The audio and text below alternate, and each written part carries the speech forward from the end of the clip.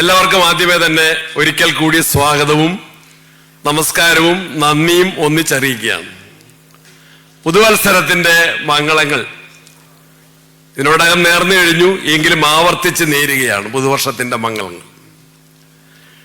നമ്മൾ അഭിമാനകരമായ പ്രതീക്ഷ നൽകുന്ന ഒരു തെരഞ്ഞെടുപ്പ് വിജയത്തിന്റെ പശ്ചാത്തലത്തിലാണ് ബത്തേരിയിൽ കോൺഗ്രസിന്റെ കേരളത്തിലെ സമ്പൂർണ്ണ നേതൃത്വം 2 ദിവസത്തേക്ക് ഇവിടെ ലക്ഷ്യ 26 എന്ന ലക്ഷ്യത്തോടെ നമ്മൾ സമ്മേളിക്കുന്നു. നമ്മുടെ മുൻപിലുള്ള രാഷ്ട്രീയ ഉത്തരവാദിത്തങ്ങൾ വളരെ ഭാരിച്ചതാണ്. തദ്ദേശ തെരഞ്ഞെടുപ്പിൽ കൃത്യമായ വ്യക്തമായ ആസൂത്രണത്തിലൂടെ നമുക്ക് ഒരുപക്ഷെ ഇതേ ഹാളിൽ നിന്ന് തന്നെ പ്രവർത്തന പരിപാടികൾ ആരംഭിക്കാൻ സാധിച്ചു. Well begun half done. നന്നായിട്ട് ആരംഭിച്ച് അത് വിജയകരമായിട്ട് പൂർത്തീകരിക്കാൻ സാധിച്ചു. അതിന്റെ വിശദാംശങ്ങളിലേക്ക് ഞാൻ കടക്കേണ്ടതില്ല, എല്ലാവർക്കും അറിയാം. രാഷ്ട്രീയ കേരളം മാത്രമല്ല, ഞങ്ങളെ ഡൽഹിയിൽ AICCയുടെ പ്രോഗ്രാമിൽ ചെന്നപ്പോൾ ബഹുമാനിയായ സോണിയാജിയും രാഹുൽജിയും പ്രിയങ്കാജിയും ഖാർഗെജിയും ഉൾപ്പെടെ കേരളത്തിലെ കോൺഗ്രസിനെ പ്രത്യേകമായി അഭിനന്ദിച്ചത് UDFന് എല്ലാ അഭിനന്ദനങ്ങളും അറിയിച്ച് ഞാൻ ഓർമ്മിക്കുകയാണ്. ബഹുമാനായ ഖാർഗെജി പ്രത്യേകമായി സംഘടിപ്പിച്ച വോട്ട് ചോരിക്കെതിരെയുള്ള പ്രത്യേകമായ സമ്മേളനത്തിലും എടുത്ത് പരാമർശിച്ച് പറഞ്ഞ ഒരു കാര്യം, കേരളത്തിൽ ഐക്യ ജനാധിപത്യ മുന്നണി നേടിയ അഭിമാനകരമായ വിജയം തന്നെയാണ്. നമുക്കെല്ലാവർക്കും അറിയാം. ആ വിജയം ഒട്ടേറെ വെല്ലുവിളികൾ നേരിട്ടുകൊണ്ടാണ് നമുക്ക് നേടിയെടുക്കാൻ സാധിച്ചത്.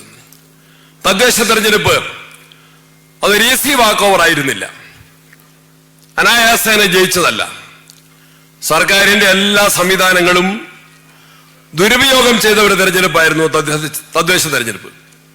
ഒന്നാമതായിട്ട് പ്രതിപക്ഷത്തിന്റെ അസാന്നിധ്യത്തിൽ കേരളത്തിൽ പഞ്ചായത്തി രാജ് നിയമത്തിലൊരു ഭേദഗതി കൊണ്ടുവന്നു ഗവൺമെന്റ്. എന്തിനു വേണ്ടിയാണ്? പഞ്ചായത്തുകളുടെ ശാക്തീകരണത്തിനല്ല, അധികാര വികേന്ദ്രീകരണത്തിനല്ല, സ്ത്രീ ശാക്തീകരണത്തിനല്ല. തെരഞ്ഞെടുപ്പിന് മുൻപായിട്ട് പഞ്ചായത്ത് വാർഡുകളെ രാഷ്ട്രീയ ലക്ഷ്യത്തോടെ വികൃതമാക്കി വെട്ടിമുറിക്കുക എന്ന ഒറ്റ ലക്ഷ്യത്തിലായിരുന്നു പഞ്ചായത്ത് രാജ് അമെൻമെന്റ്. അന്ന് കേരള നിയമസഭയിൽ പ്രതിപക്ഷ നേതാവും ഞങ്ങളെല്ലാവരും അന്നൊരു പ്രക്ഷോഭത്തിലായിരുന്നു. ആശാ വർക്കർമാരുടെ സമരത്തിന് ധാർമ്മിക പിന്തുണ നൽകി നമ്മൾ നടുത്തളത്തിൽ ഇറങ്ങി. ആ സമയത്ത് തദ്ദേശ സ്വയംഭരണ വകുപ്പിന്റെ മന്ത്രി നേരത്തെ അവതരിപ്പിച്ച പ്രമേയം പഞ്ചായത്തി രാജ് നിയമ ഭേദഗതി സബ്ജക്ട് കമ്മിറ്റിക്ക് വിടാൻ ആയിരുന്നു പ്രമേയം.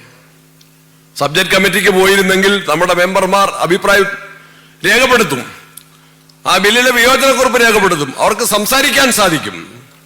പ്രതിപക്ഷത്തിന്റെ അംഗങ്ങൾ ഭേദഗതികൾ നിർദ്ദേശിക്കും, ആ ഭേദഗതി നിയമസഭയിൽ ചർച്ച ചെയ്യും. ഇതിന് അവസരം കിട്ടും എന്ന് കരുതി ഞാൻ തന്നെ അമെൻമെന്റ് കോൺഗ്രസ് ലെജിസ്ലേച്ചർ പാർട്ടിയിൽ അമെൻമെന്റ് കൊടുത്തിരുന്നു. പക്ഷേ പ്രതിപക്ഷത്തിന്റെ അസാന്നിധ്യത്തിൽ നമ്മുടെ സഭയിലുണ്ട്, പക്ഷേ നമ്മൾ നടുത്തളത്തിലാണ്, അതൊരു യാഥാർത്ഥ്യമായിരുന്നു. ആ സമയത്ത് മന്ത്രി രമേശിക്കറിയാം, മറ്റ് നേതാക്കന്മാർക്കറിയാം, മന്ത്രി ആ പ്രമേയം പിൻവലിച്ച് ഈ ബില്ല് ഇപ്പോൾ തന്നെ ചർച്ചയില്ലാതെ പാസാക്കണം. പാർലമെന്റിൽ കേട്ടിട്ടുണ്ട്. ആ രൂപത്തിലാണ് കേരളത്തിൽ പഞ്ചായത്തി രാജ് ഭേദഗതി നിയമം പാസാക്കി പഞ്ചായത്തുകളുടെ വാർഡുകളെ വികൃതമായിട്ട് ചെരുപ്പിനനുസരിച്ച് കാല് മുറിക്കുന്ന പോലെ വെട്ടിമുറിച്ചത്. അതിന്റെ ഫലം എന്തായിരുന്നു? ഒരുപാട് ഉദാഹരണങ്ങൾ. ഞാൻ ഒറ്റ കാര്യം മാത്രം. എന്റെ പേരാവൂർ നിയോജകമണ്ഡലത്തിൽ ആർളം പഞ്ചായത്ത് അറിയപ്പെടുന്ന ആദിവാസി പുനരധിവാസ മേഖലയാണല്ലോ. അവിടെ 6ാം വാർഡ് കോട്ടപ്പാറ, അവിടെ ഉണ്ടായിരുന്ന വോട്ടർമാരുടെ എണ്ണം കേവലം 250 ആയിരുന്നു. 250 വോട്ടർമാർക്ക് ഒരു വാർഡ്. അതിനെ ഞങ്ങൾ ശക്തമായിട്ട് എതിർത്തു, സമരം സംഘടിപ്പിച്ചു, കളക്ടറെ വിളിച്ചു, കമ്മീഷണറെ വിളിച്ചു, പരാതികൾ കൊടുത്തു. അവസാനം ആ പരാതിയെല്ലാം പരിശോധിച്ചിട്ട് ആ വാർഡിലെ എണ്ണം, വോട്ടർമാരുടെ ആകെ എണ്ണം 571. ആർളം പഞ്ചായത്തിലെ 6ാം വാർഡ് കോട്ടപ്പാറയിലെ ടോട്ടൽ വോട്ടേഴ്സ് 571. തൊട്ടടുത്ത ചതിരൂർ വാർഡ്, ആർളം പഞ്ചായത്തിലെ ചതിരൂർ വാർഡിൽ വോട്ടർമാരുടെ എണ്ണം 1968. Is it scientific? Is it geographically compact? അതൊരിക്കലും ശാസ്ത്രീയമായിരുന്നില്ല, അത് മാന്യമായിരുന്നില്ല, അത് മാനദണ്ഡങ്ങളെ നഗ്നമായി ലംഘിച്ചുകൊണ്ടായിരുന്നു. ഒരു വാർഡിൽ 571, തൊട്ടടുത്ത ചതിരൂർ വാർഡിൽ വോട്ടർമാരുടെ എണ്ണം 1968. ഈ അന്യായം വോട്ടർ പട്ടികയിൽ വീണ്ടും ആവർത്തിക്കുകയായിരുന്നു. ഈ അന്യായം വോട്ടർ പട്ടികയിൽ ആവർത്തിച്ചു. കോഴിക്കോട് ഒക്കെ എത്രയോ കേസുകൾ, എത്രയോ പരാതികൾ, വാർഡ് വിഭജനത്തിന്റെ ആയിരക്കണക്കിന് പരാതികൾ വന്നു. ആ പരാതികൾ കേട്ടതൊരു പ്രഹസനമായിരുന്നു. കമ്മീഷന്റെ ഉദ്യോഗസ്ഥന്മാർ വന്നിട്ട് പെൻസിൽ കൊണ്ടാണ് ഒരു പഞ്ചായത്തിന്റെ നിരവധിയായ പരാതികൾ, ഡസൻ കണക്കിന് പരാതികൾ, കാര്യകാരണ സഹിതം എക്സ്പ്ലെയിൻ ചെയ്ത പരാതികൾ, അത് എഴുതിയെടുക്കാൻ 2 മിനിറ്റാണ്, അത് കേൾക്കാൻ 2 മിനിറ്റാണ്. എഴുതിയെടുത്തത് പെൻസിൽ കൊണ്ടാണ് എഴുതിയെടുത്തത്, മൈൻഡ് അപ്ലൈ ചെയ്തില്ല. ഒരു സ്പീക്കിംഗ് ഓർഡറും, എന്തുകൊണ്ട് നമ്മളെ പരാതികൾ തള്ളി? ഒരു സ്പീക്കിംഗ് ഓർഡറും കാര്യകാരണ സഹിതം ഒരു ഉത്തരവും ഇലക്ഷൻ കമ്മീഷൻ പുറപ്പെടുവിച്ചില്ല. നിരവധി കേസുകൾ കോടതിയിൽ പോയി, ഒരുപാട് പരാതികൾ, ഡസൻ കണക്കിന് റിട്ട് പെറ്റീഷനുകൾ കേരള ഹൈക്കോടതിയിലേക്ക് പോയി. ഹൈക്കോടതി അവസാനം അതിന്റെ മെറിറ്റിലല്ല തീർപ്പ് കൽപ്പിച്ചത്. ആ കേസുകളിൽ മെറിറ്റിൽ തീരുമാനമെടുത്ത് വിധി പ്രഖ്യാപിക്കാൻ കോടതിക്ക് കഴിയില്ല. കാരണം കമ്മീഷൻ ഒരു തീരുമാനം പ്രഖ്യാപിച്ചാൽ അതിനപ്പുറത്ത് അപ്പീലില്ല എന്നതുകൊണ്ട് ആ ഒരു ടെക്നിക്കാലിറ്റിയിൽ ആണ് നമ്മളുടെ മെറിറ്റോറിയസ് ആയ കേസുകൾ തള്ളപ്പെട്ടത്. ആ വാർഡ് വിഭജന അശാസ്ത്രീയമായിരുന്നു, വോട്ടർ പട്ടിക അനീതി നിറഞ്ഞതായിരുന്നു. അതിനെയെല്ലാം മറികടന്നുകൊണ്ടാണ് നമുക്ക് ചരിത്രപരമായ വിജയം കരസ്ഥമാക്കാൻ സാധിച്ചത്. അതിന്റെ ഡീറ്റെയിൽസ് ഞാൻ പറയുന്നില്ല. കോർപ്പറേഷൻ ഇലക്ഷന്റെ റിസൾട്ട് വന്നപ്പം എന്തായിരുന്നു അത്ഭുതകരമായ അതിന്റെ മുന്നൊരുക്കം? കണ്ണൂരിൽ ശ്രീ കെ സുധാകരൻ, മുൻ KPCC പ്രസിഡന്റ്; തൃശൂരിൽ, കോഴിക്കോട് ശ്രീ രമേശ് ചെന്നിത്തല, മുൻ KPCC പ്രസിഡന്റ്; തൃശൂരിൽ AICC secretary Shri Roji John തന്നെ; എറണാകുളത്ത് പ്രതിപക്ഷ നേതാവ് ശ്രീ VD സതീശൻ; കൊല്ലത്ത് മുൻ മന്ത്രി ശ്രീ VS ശിവകുമാർ; തിരുവനന്തപുരത്ത് ശ്രീ K മുരളീധരൻ, മുൻ KPCC president Shri K Muraleedharan. ഇവര് നേതൃത്വം നൽകിക്കൊണ്ട് കോർപ്പറേഷനുകളിൽ നമ്മൾ ശക്തമായ ഉചിതമായിട്ടുള്ള പ്രവർത്തനങ്ങളുമായിട്ട് മുന്നോട്ട് പോയി. അതിന്റെ റിസൾട്ടാണ് കോഴിക്കോട് കോർപ്പറേഷൻ നമുക്ക് നഷ്ടപ്പെട്ടത്. ടോട്ടൽ 150 വോട്ടിന്റെ വ്യത്യാസത്തിലാണ്. ഈ കള്ളക്കളികൾ വാർഡ് വിഭജനം BJPക്ക് അനുകൂലമായിട്ട് നടത്തി കൊടുത്തു. വോട്ടർ പട്ടികയിൽ ഒരുപാട് അപാകതയുണ്ടായി. എന്നിട്ടും കോഴിക്കോട് കോർപ്പറേഷൻ നമുക്ക് നഷ്ടമായത് 150 വോട്ടിന്റെ വ്യത്യാസമാണ്. അപ്പൊ ഈ ഇലക്ഷനിൽ കോർപ്പറേഷൻ, ജില്ലാ പഞ്ചായത്തുകൾ, മുനിസിപ്പാലിറ്റികൾ, ബ്ലോക്ക് പഞ്ചായത്തുകൾ, ഗ്രാമപഞ്ചായത്ത് 200 എണ്ണം കഴിഞ്ഞ ഇലക്ഷനിൽ LDFന് അധികം ലഭിച്ചിരുന്നു ഗ്രാമപഞ്ചായത്തുകളെങ്കിൽ ഇപ്രാവശ്യം 200 എണ്ണം നമുക്ക് അധികമാണ് ലഭിച്ചത്.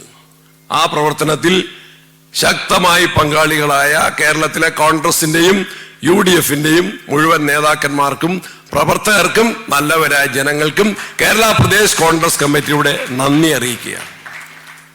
ഈ ഇലക്ഷൻ വിജയത്തിൽ ഇവിടെ KCയും ദീപാജി ഇവിടെ ഇരിക്കുന്നുണ്ട്.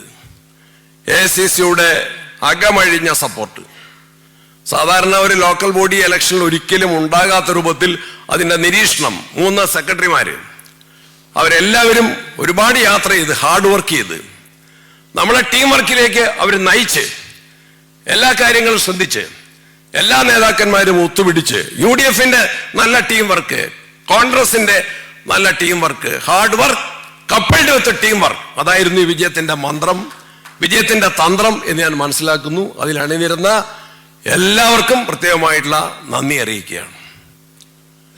Heard melodies are sweet, non heard are sweeter. കേട്ട ഗാനങ്ങൾ മധുരമുള്ളവയാണ്, കേൾക്കാനുള്ള ഗാനങ്ങൾ കൂടുതൽ മാധുര്യമേറിയവ തന്നെയാണ്.